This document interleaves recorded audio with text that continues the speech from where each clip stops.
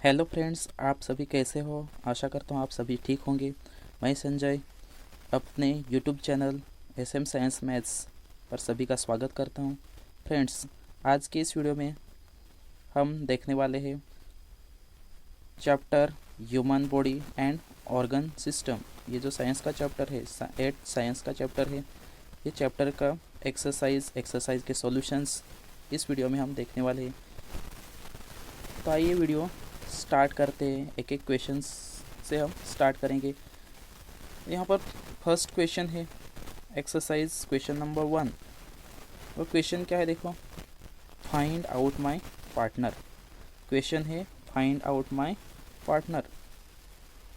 तो यहाँ पे ग्रुप ए, ग्रुप बी, ऐसे दो कॉलम्स दिए हैं। दो कॉलम्स में से दो कॉलम, एक ग्रुप ए और दूसरा कॉलम में है ग्रुप बी।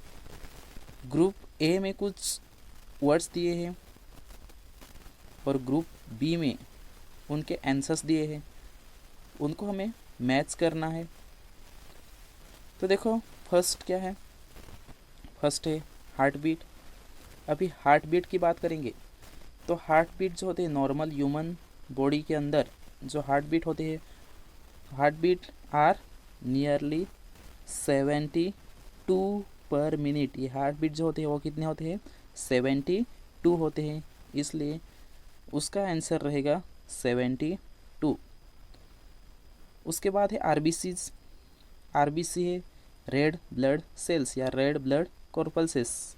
उनका जो नंबर होता है हमारे ब्लड में, आरबीसीज ये रेड ब्लड सेल्स जो होती है उनका जो नंबर होता है it is 50 to 60 lakh per millimetre cube. 1 millimetre cube इतना अगर वॉल्यूम हम ब्लड का लेंगे तो उसमें 50 to 60 लाख आरबीसीज होती है, इसलिए उसका आंसर रहेगा 50 to 60 lakh per millimetre cube. WBC की बात करें, वाइट ब्लड सेल्स जो होते हैं, वाइट ब्लड सेल्स कितने होते हैं, white blood cells are 5000 to 6000 per millimetre cube.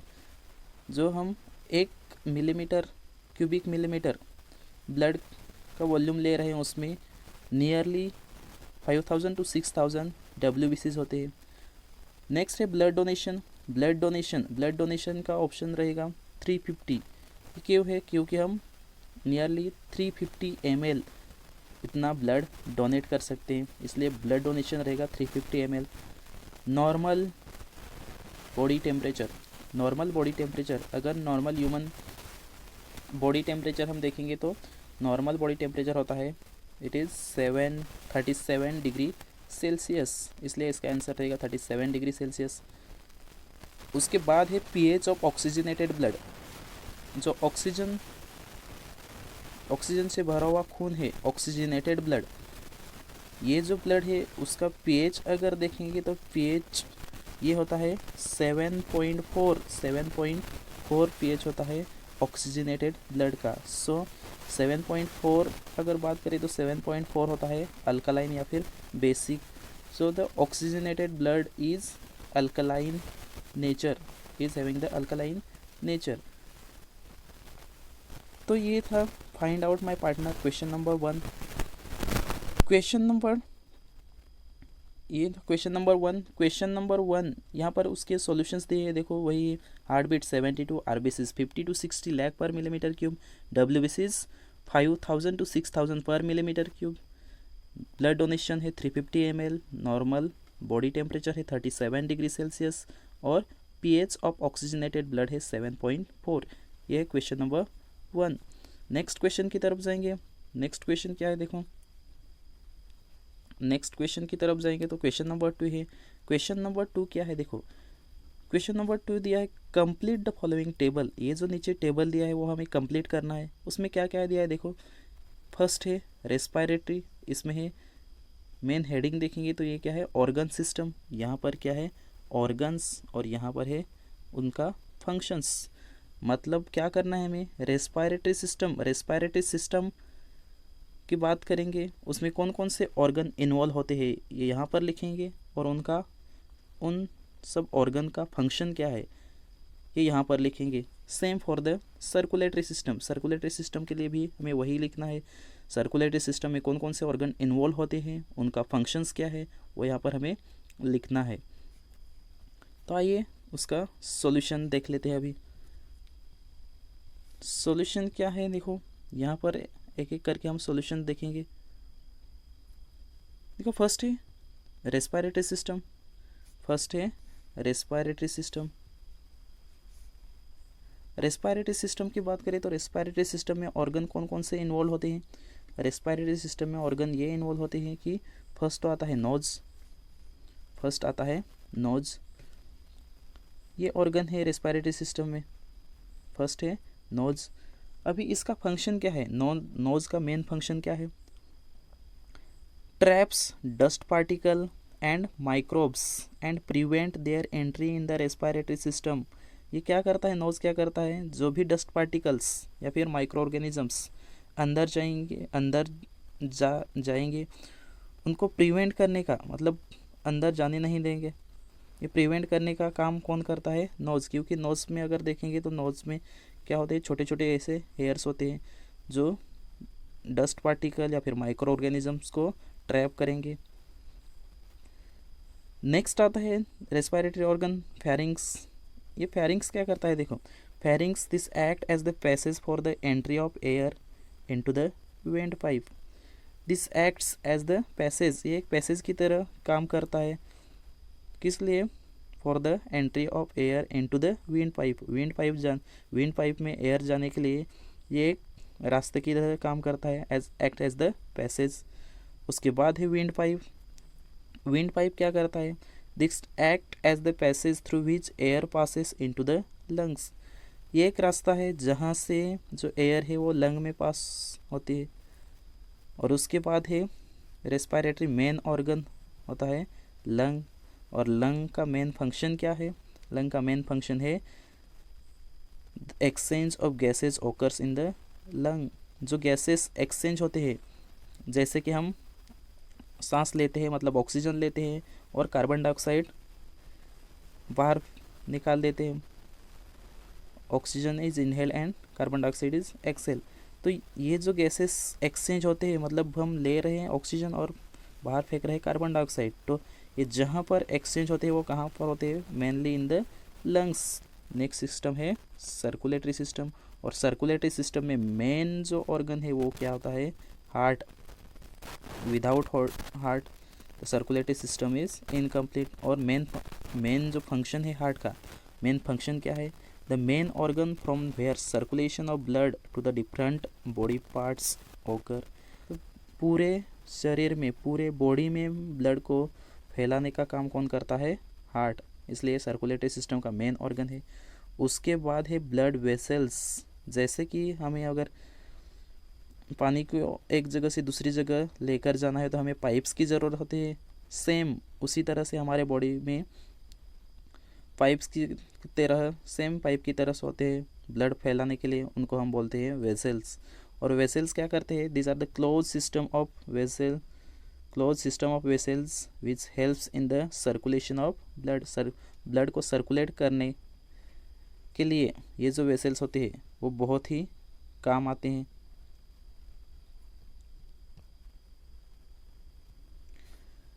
Next question की तरफ जाएंगे। नेक्स्ट क्वेश्चन क्या है, देखो draw neat and label diagram of respiratory system. Respiratory system की डायग्राम ड्रॉ करने हैं।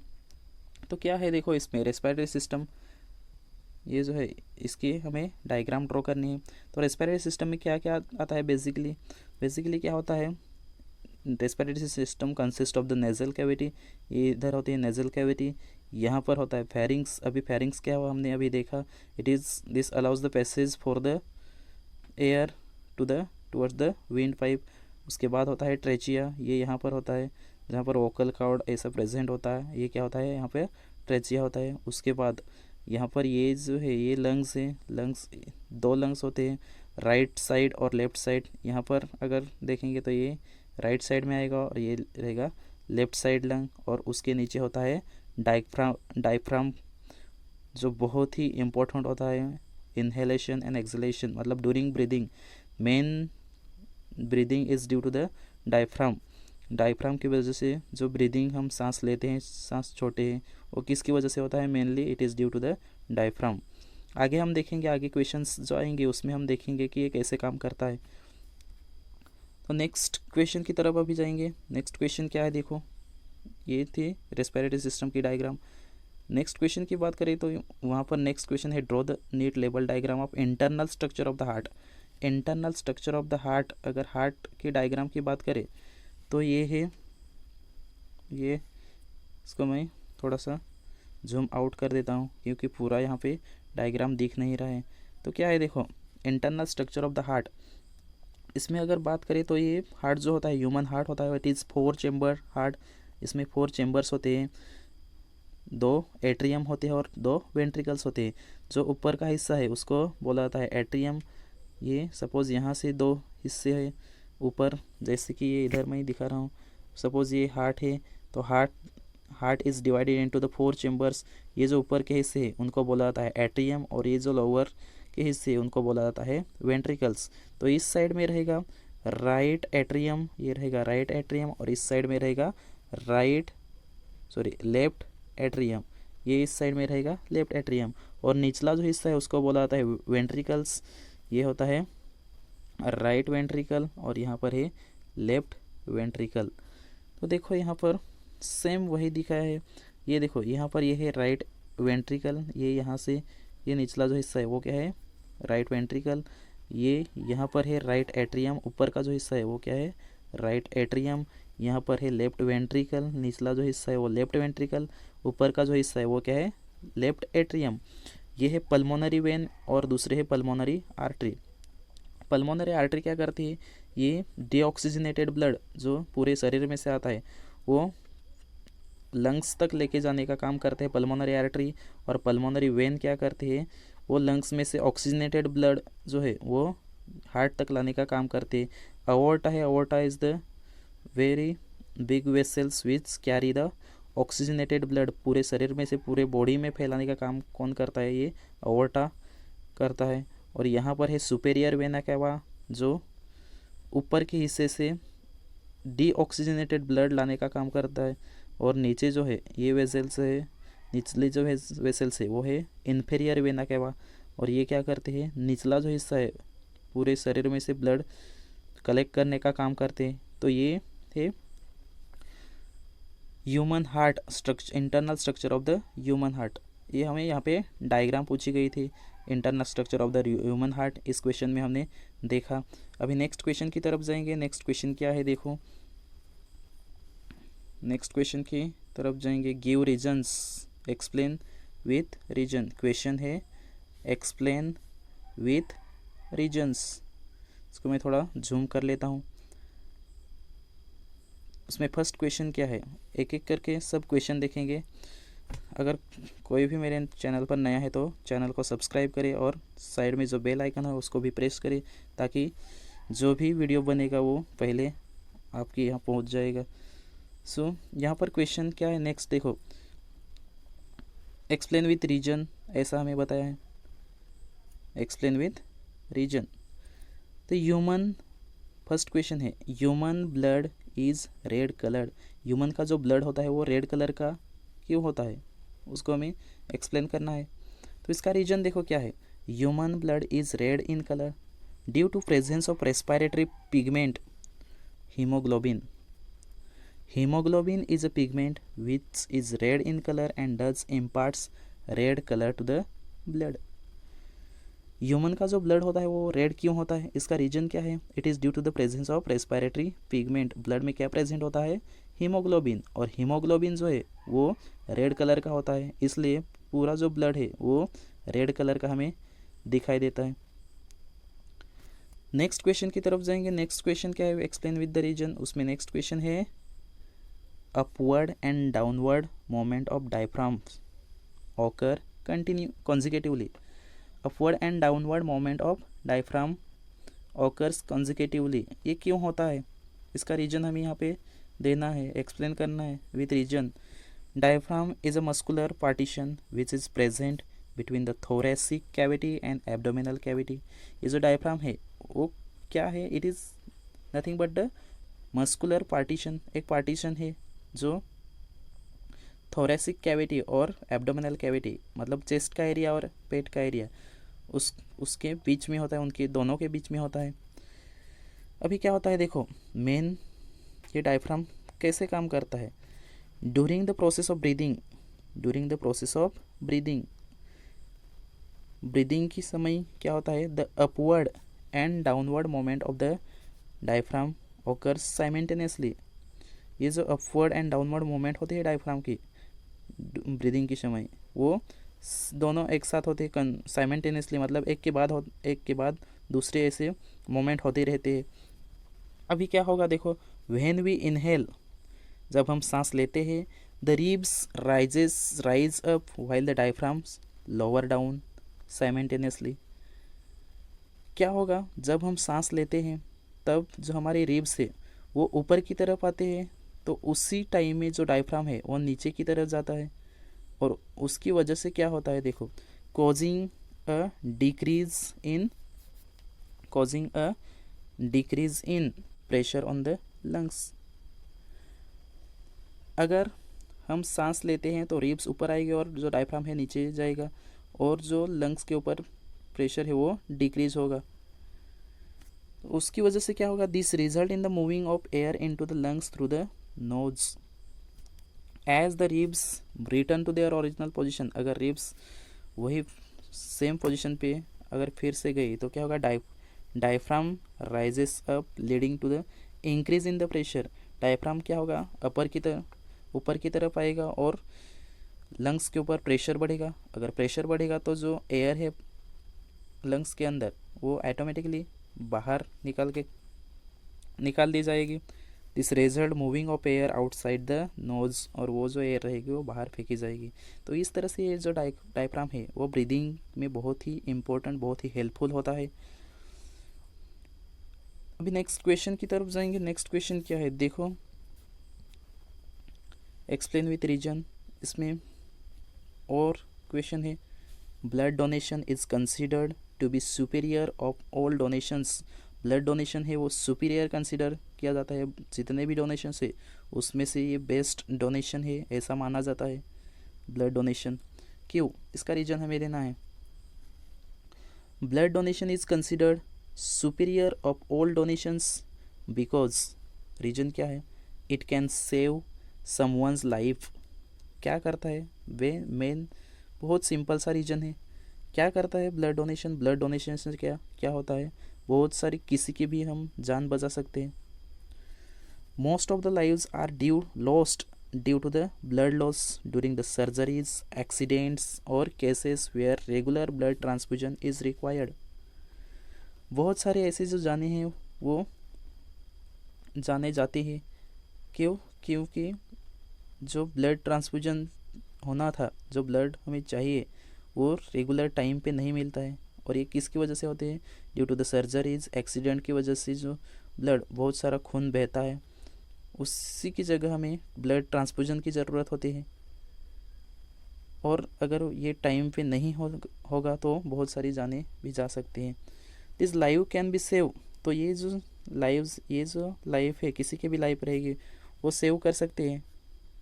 If adequate amount of blood is available, अगर उसी समय ब्लड रहेगा, प्रेजेंट रहेगा तो वो जान बच सकती है। और इसीलिए जो ब्लड डोनेशन है वो क्या कंसीडर किया है, it is superior of all the donations.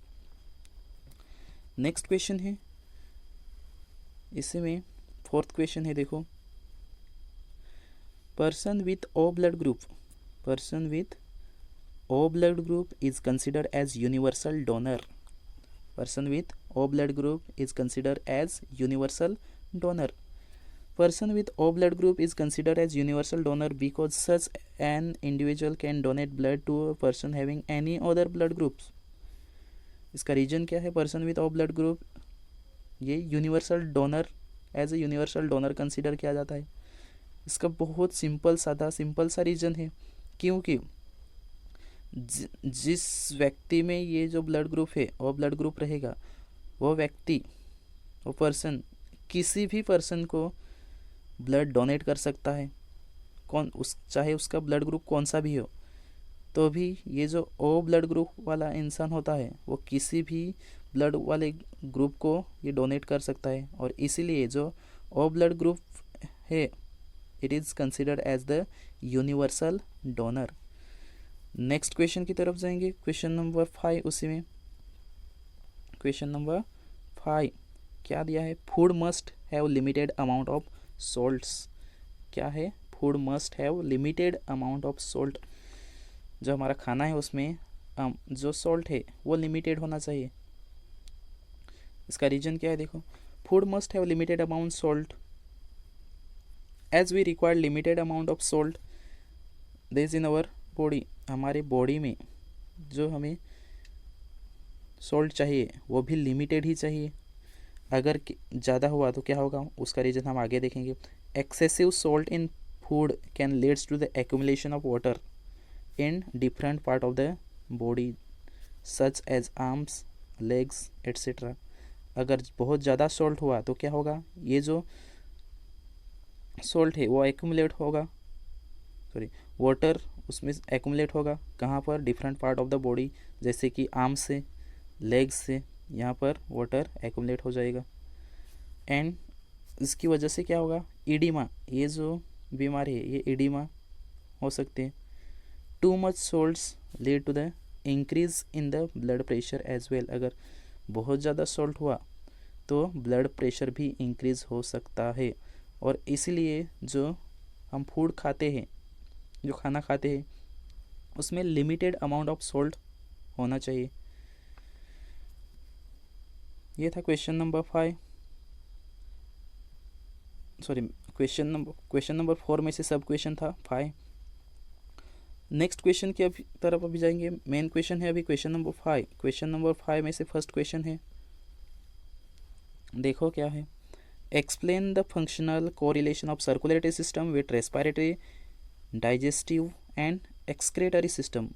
हमें क्या एक्सप्लेन करना है, रिलेशन, सर्कुलेटरी सिस्टम का रिलेशन किसके साथ, respiratory system, digestive system and excretory system के साथ क्या रिलेशन है, ये हमें एक्सप्लेन करना है। देखो इसका सॉल्यूशन क्या है, the functional correlation between circulatory system with respiratory system, digestive system and excretory system is as follows. तो देखो, we already know that during respiration exchange of gases occurs in the lungs. During respiration के समय क्या होता है, exchange of gases takes place in the lung, gases exchange होते हैं lungs में।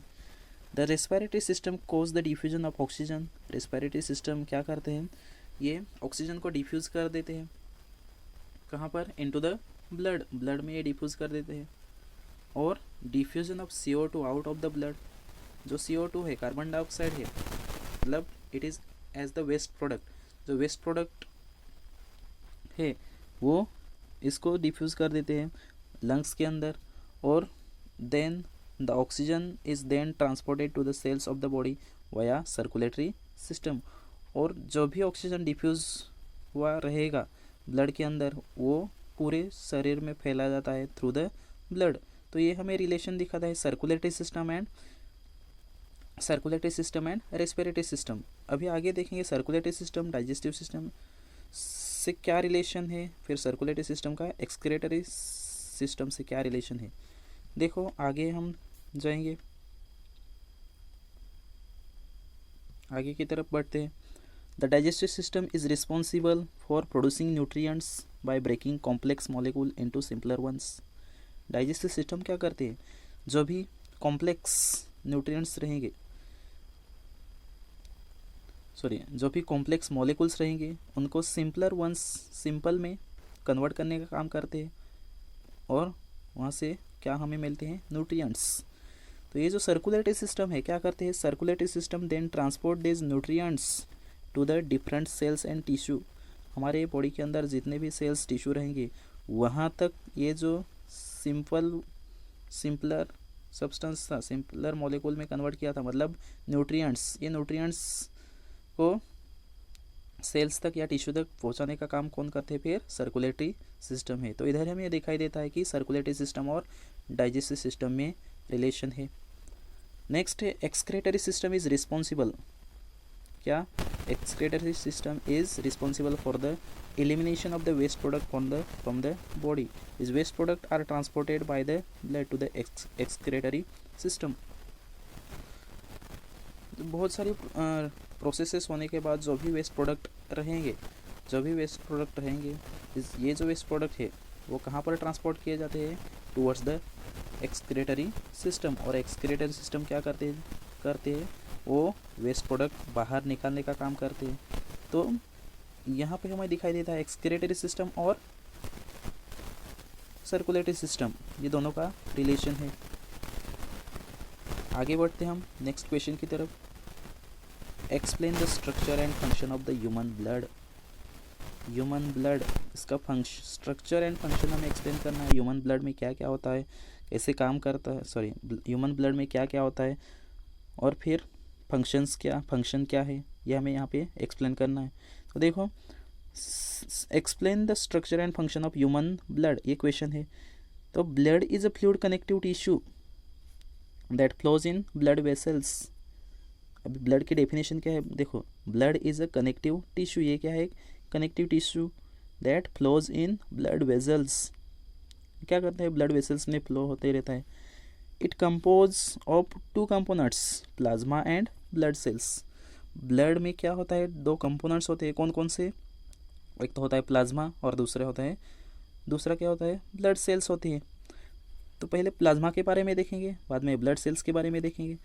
प्लाज्मा क्या है, plasma is a yellowish colour fluid made up of water and some dissolved nutrients, proteins, hormones and waste products. अभी plasma जो है it is yellowish in colour, just as a yellow colour, एक ये fluid है, किससे बना होता है, made up of water, nearly 90% water इसमें प्रेजेंट होता है। एंड उसमें क्या होता है, सम डिजॉल्व्ड न्यूट्रिएंट्स होते हैं, प्रोटीन्स होते हैं, हार्मोन्स होते हैं एंड वेस्ट प्रोडक्ट होते हैं। दूसरे के बारे में बात करें तो दूसरा जो कंपोनेंट है वो क्या है, ब्लड सेल्स। अभी ब्लड सेल्स भी 3 टाइप्स के होते हैं ब्लड में। Blood consist of the 3 types of the blood cells, these are, कौन कौन सी ब्लड सेल्स है, फर्स्ट है red blood cells. Red blood cells ये क्या है, they contain red pigment called haemoglobin which transports oxygen to all body cells. Red blood cells क्या करते हैं, उसमें बेसिकली उसमें बेसिकली हेमोग्लोबिन प्रेजेंट होता है, और ये जो रेड ब्लड सेल्स है वो क्या करते हैं, पूरे शरीर में ऑक्सीजन फैलाने का काम करते हैं। नेक्स्ट है white blood cells, WBCs, they fight against germs that enter in the body, thus they protect the body from diseases.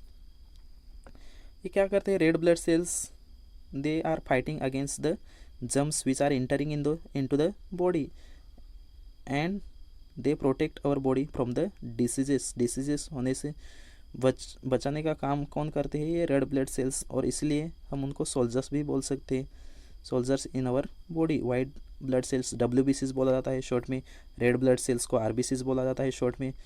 और नेक्स्ट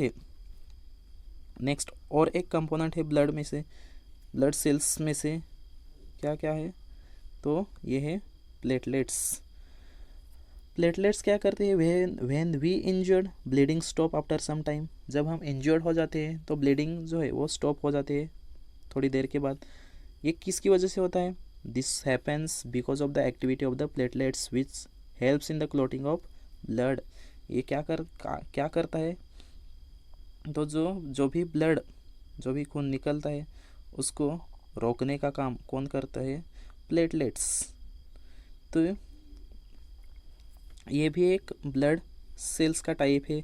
तो ब्लड सेल्स के टाइप अभी हमने देखे, फर्स्ट कौन है, RBCs, सेकेंड कौन है, WBCs, एंड थर्ड है प्लेटलेट्स।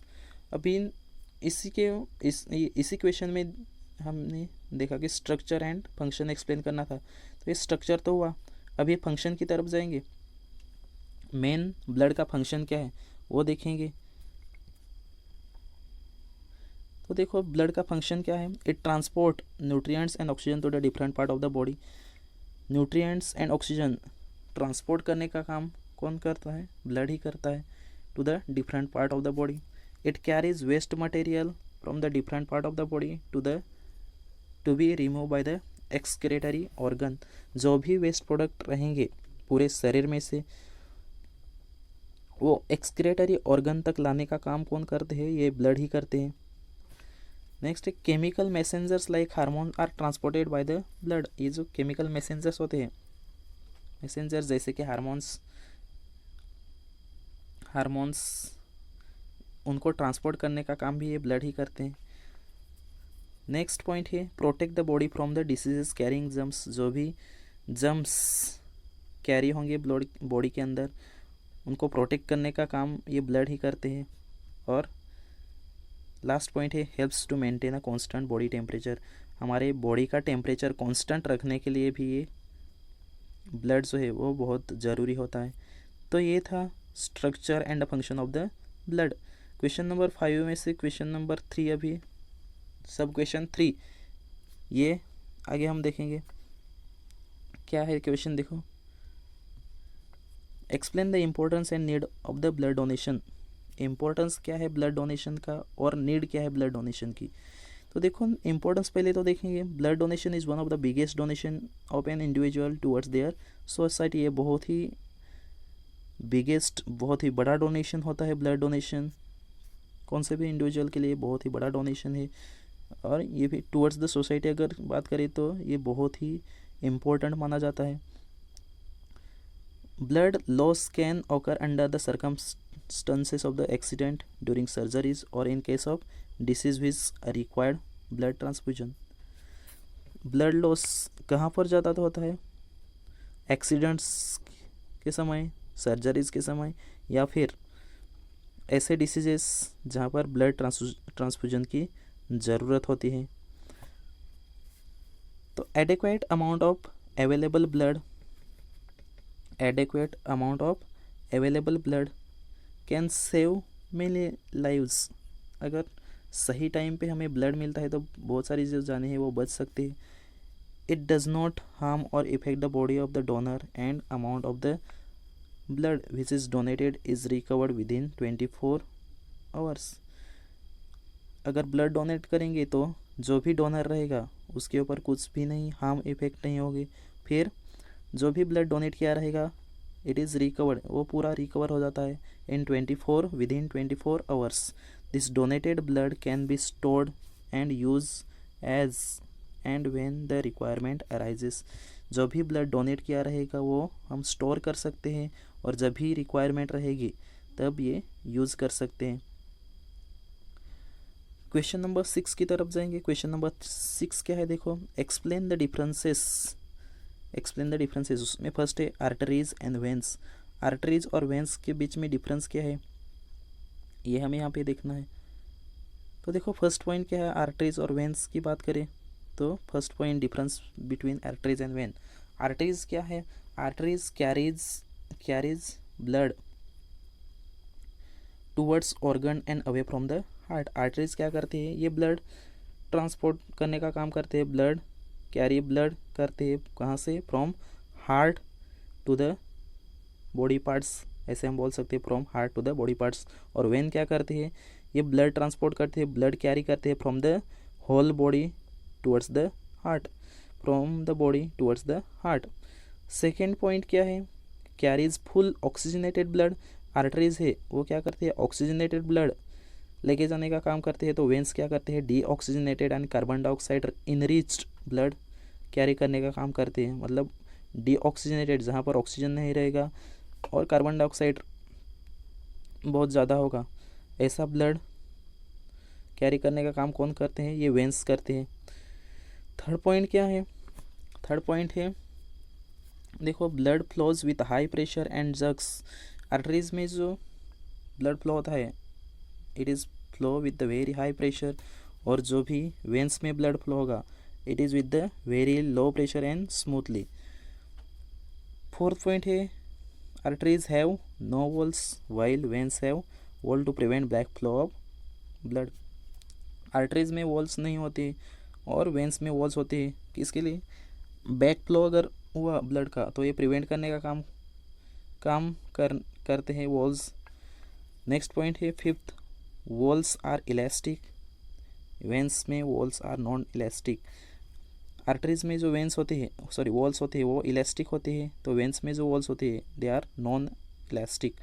सिक्स्थ पॉइंट है they are deeply placed, arteries are very deep while the veins are superficial, मतलब वो ऊपर की तरफ होते हैं वेंस और उनके नीचे क्या होते हैं आर्टरीज होते हैं। सेवन्थ पॉइंट है branch and decrease in size, इनके बहुत सारे ब्रांचेस होते जाते हैं आर्टरीज के और साइज डिक्रीज होते जाते हैं। While veins are on unites, वो एक साथ आ जाते हैं और साइज उसकी इंक्रीज हो जाती है। 8 पॉइंट क्या है कैन कॉन्स्ट्रिक्ट एंड डायलेट, ये कॉन्स्ट्रिक्ट हो सकते हैं। फिर वेंस क्या है दे कैन नॉट कॉन्स्ट्रिक्ट। और 9th पॉइंट है have thick and muscular walls, अगर डिफरेंस बिटवीन पूछा तो इतने लिखने की ज़रूरत नहीं। 2 मार्क्स के लिए पूछा तो सिर्फ 4 पॉइंट लिखेंगे और 3 मार्क्स के लिए पूछा गया तो 6 पॉइंट्स लिखने पड़ेंगे। 9th पॉइंट क्या है have thick and muscular walls, arteries में थिक एंड मस्कुलर वॉल्स होते हैं, वाइल वेंस में क्या होते हैं have thin and less muscular, ज़्यादा मस्कुलर वॉल्स नहीं होती है। और लास्ट पॉइंट है 10th smallest artery is called arterioles while smallest vein is called venules। Smallest जो वेन है उसको क्या बोला जाता है वेनुल्स, और स्मॉलेस्ट जो आर्टरी होती है उसको क्या बोलते हैं आर्टियोल्स। तो ये था difference between arteries and when. Next question की तरफ जाएंगे। दूसरा डिफरेंस है external respiration and internal respiration. External respiration और इंटरनल रेस्पिरेशन में क्या डिफरेंस है देखो, इस external respiration occurs between the body and external environment, जो भी मतलब सांस लेते हैं, नाक से हम सांस लेते हैं सांस छोड़ते हैं, ये जो प्रोसेस है ये रेस्पिरेशन जो है वो एक्सटर्नल रेस्पिरेशन है। और इंटरनल रेस्पिरेशन क्या होता है it occurs at the cellular level, जो भी सेल के अंदर जो रेस्पिरेशन होगा उसको बोला जाता है इंटरनल रेस्पिरेशन। नेक्स्ट पॉइंट इसमें देखेंगे पॉइंट नंबर 2। पॉइंट नंबर क्या है इट इज़ मैकेनिकल प्रोसेस, ये एक मैकेनिकल प्रोसेस होती है external respiration, while this internal respiration is a chemical process. Third point क्या है it can be both voluntary and involuntary, while it is only an involuntary action. External respiration ये voluntary भी हो सकती है और इनवॉलेंटरी भी हो सकती है। वॉलेंटरी और इनवॉलेंटरी का मतलब क्या है, वॉलेंटरी ये होती है जो काम करना बंद करते हैं उसको हम वॉलेंटरी प्रोसेस या एक्शन बोलेंगे। वाइल इनवॉलेंटरी क्या होता है जैसे कि सांस लेना छोड़ना, ऐसे जो पंपिंग ऑफ हार्ट है बराबर, ये जो हार्ट है वो हार्ट हमेशा वो पंप होते रहता है, इसका मतलब ये जो एक्शन है it is an involuntary, heart का जो एक्शन है वो क्या है इनवॉलेंटरी एक्शन है, मतलब कभी रुकेगा नहीं, ऐसे एक्शन को हम बोलते हैं इनवॉलेंटरी एक्शन। वाइल जो भी रुकेगा फिर प्रोसेस चालू रहेगी उसको बोलेंगे वॉलेंटरी एक्शन। नेक्स्ट क्वेश्चन की तरफ जाएंगे। क्वेश्चन नंबर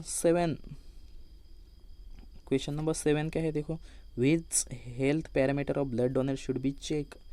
जब ब्लड डोनेट करते हैं तो कौन से पैरामीटर चेक किए जाते हैं ये यहाँ पर बताना है। Which health parameter of the blood donor should be check, तो फर्स्ट उसमें आता है following parameter of the blood donor to be check prior blood donation. Blood donation पे करने से पहले ये फैक्टर्स चेक करने चाहिए या पैरामीटर चेक करने चाहिए।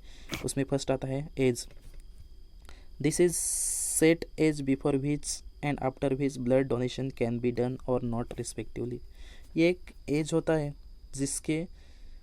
जिससे पहले एक लिमिटेड एज होता है जिससे पहले ब्लड नहीं डोनेट कर सकते, या एक सेपरेट ऐसा एक फिक्स एज होता है उसके बाद हम ब्लड डोनेट नहीं कर सकते।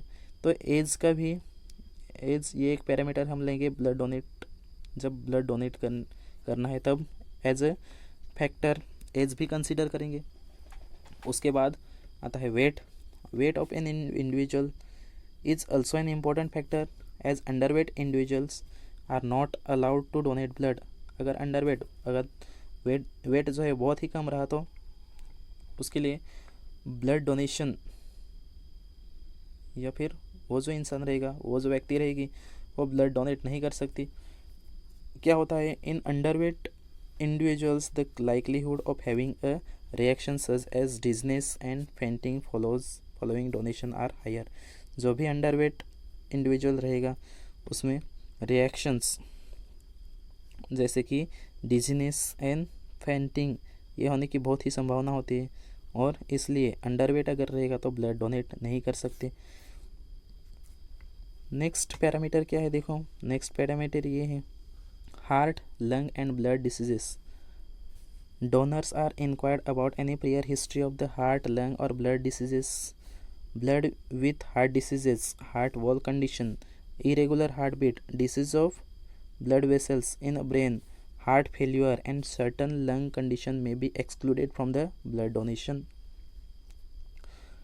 डोनर, अगर डोनर की पहले की हिस्ट्री अगर चेक करेंगे उसमें कुछ हार्ट या फिर लंग या फिर ब्लड डिसीजेस ऐसे दिखाई देंगे तो वो इंसान ब्लड डोनेट नहीं कर सकता। फिर people with heart diseases, heart wall conditions, irregular heart beat, disease of the blood vessels in the brain, heart failure and certain lungs condition में excluded from the blood donation. ये जितने भी ये बीमारी से वैसे इंसान ब्लड डोनेट नहीं कर सकते। Certain blood diseases such as iron deficiency, anaemia और क्रोनिक ल्यूकेमिया में लेड्स टू द एक्सक्लूजन। जो भी ब्लड डिसीजेस है जैसे कि आयरन डिफिशियंसी, ये क्या होता है एनीमिया, और क्रोनिक ल्यूकेमिया, ये अगर बीमारी है तो ब्लड डोनेशन नहीं कर सकते, ब्लड डोनेट नहीं कर सकते। अदर मेडिकल कंडीशंस क्या है, any other medical conditions such as diabetes, hypertension, hypotension, fever etcetera are also check before blood donation. Blood donate करने से पहले ये जो बीमारीज है जैसे कि डायबिटीज़ है, हाइपरटेंशन है या फिर हाइपोटेंशन है या फिर फीवर रहेगा, तो ये जो बीमारीज है ये पहले ब्लड डोनेट करने से पहले चेक करनी चाहिए। रिसेंट सर्जरी, अगर रिसेंट सर्जरी हुई है, people with the recent surgery are not allowed for the donating blood. However after an year of the surgery they can donate blood but only if healing is complete and are resume full activity. अगर recent surgery भी हुई है तो वो भी blood donate नहीं कर सकते, लेकिन एक साल के बाद वो ब्लड डोनेट कर सकते हैं अगर पूरी हीलिंग जो है वो कंप्लीट बंद हुई है तो ये इंसान ब्लड डोनेट कर सकते हैं।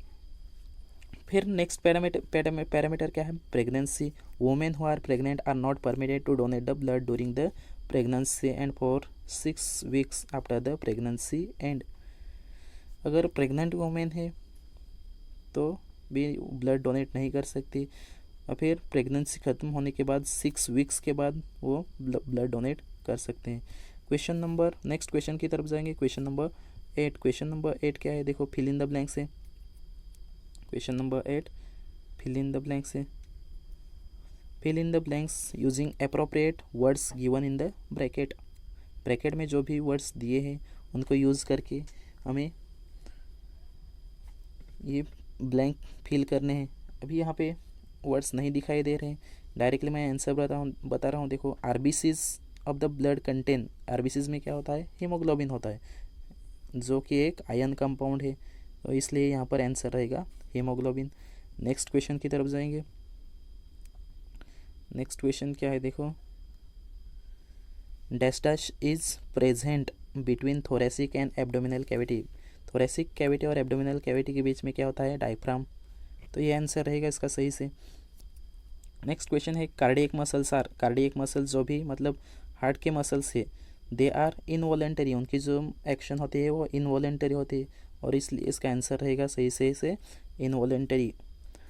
नेक्स्ट है पीएच ऑफ ऑक्सीजनेटेड ब्लड, जो भी ऑक्सीजनेटेड ब्लड है उसका पीएच कितना होता है, इट इज़ 7.4। तो आंसर क्या होगा 7.4, sorry pH of the oxygenated blood is 7.4, और 7.4 अगर है तो ये होता है alkaline, so answer is alkaline.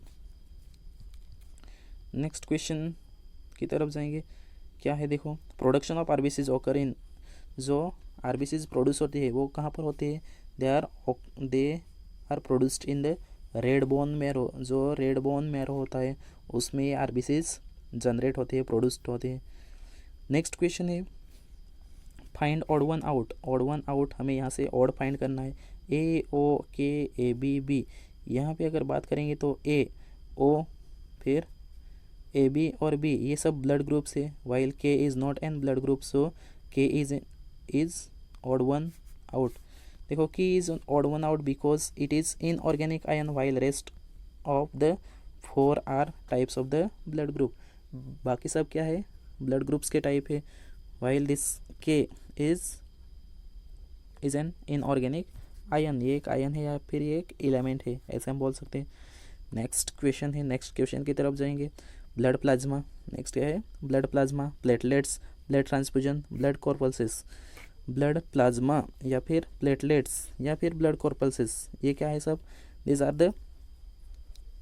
these are the components of blood, while this blood transfusion, ये blood transfusion क्या है, blood transfusion एक one of the process या one एक method है। तो blood transfusion is odd one out because it is technique for the transferring of blood from donor to the recipient। ये एक टेक्निक होती है ब्लड ट्रांसफ़र करने की, तो इसके लिए ये ब्लड ट्रांसफ्यूजन ये ऑड रहेगा। नेक्स्ट क्वेश्चन है ट्रेचिया, एलोवेली, डायफ्राम और कैपिलरीज। देखो ट्रेचिया, एलोवेली और डायफ्राम ये सब रेस्पिरेशन में या रेस्पिरेटरी सिस्टम में इन्वॉल्व होते हैं while this capillary is involve in the, और या फिर ये इसमें आते हैं सर्कुलेटरी सिस्टम, सो आंसर रहेगा कैपिलरीज। आगे देखेंगे हम, देखो क्या दिया है, capillaries are odd one out because they are part of the circulatory system while rest are 3 parts are the respiratory system. Next है न्यूट्रोफिल्स, ग्लोबुलिन्स, अल्बुमिन्स, प्रोथ्रोम्बिन। तो इसका सही से आंसर रहेगा neutrophils. Neutrophils are the odd one out because they are type of the blood cells, rest are the 3 components of the plasma. ये जो तीनों component है वो प्लाज्मा के कंपोनेंट है, और ये क्या है, ब्लड, ये blood type of the blood cells है। नेक्स्ट क्वेश्चन क्या है, देखो एक पैसेज दिया है हमें, नेक्स्ट क्वेश्चन है एक पैसेज दिया है वो पढ़ना है। Read the following paragraph and identify the disease. Paragraph read करना है और डिसीज आइडेंटिफाई करना है। टुडे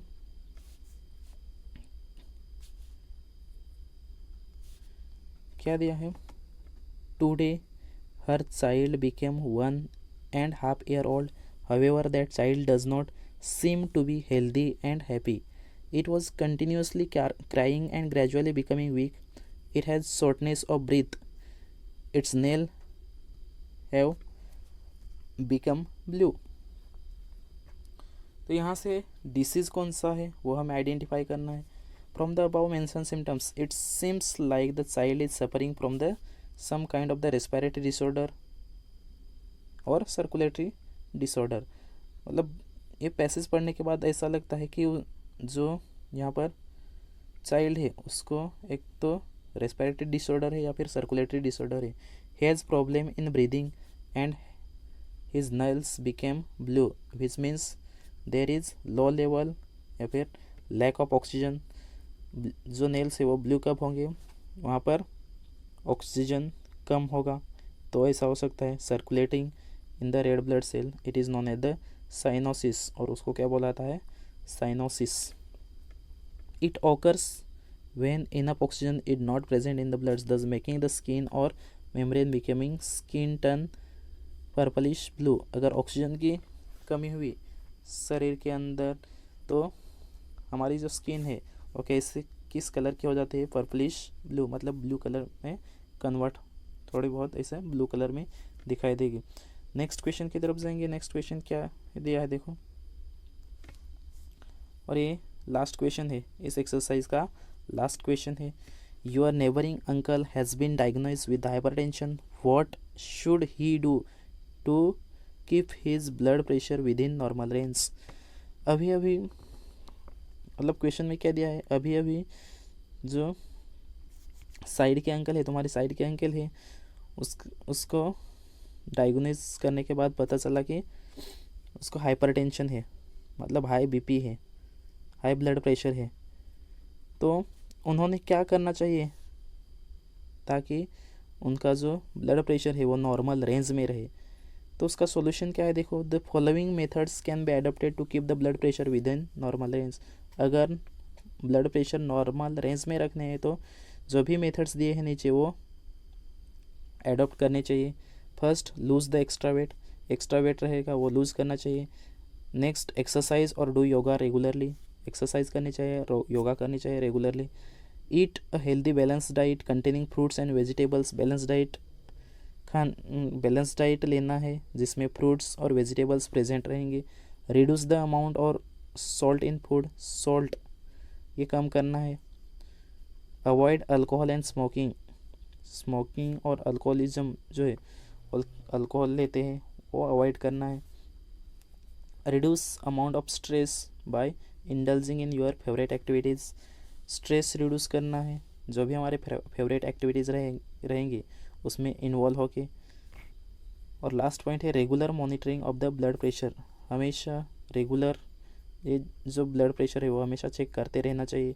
तो ऐसे ये इतने सारे मेथड से ये हम फॉलो करके हमारा जो ब्लड प्रेशर है वो नॉर्मल रेंज में रख सकते हैं। तो ये था इस चैप्टर के एक्सरसाइज का लास्ट क्वेश्चन नंबर 11। तो ये एक्सरसाइज यहाँ पर पूरी होती है। तो अगर यहाँ तक देखते हो तो वीडियो कैसा लगा वो मुझे कमेंट करके ज़रूर बताना है। कुछ भी अगर डाउट रहेगा तो कमेंट सेक्शन में कमेंट कीजिए। Thank you.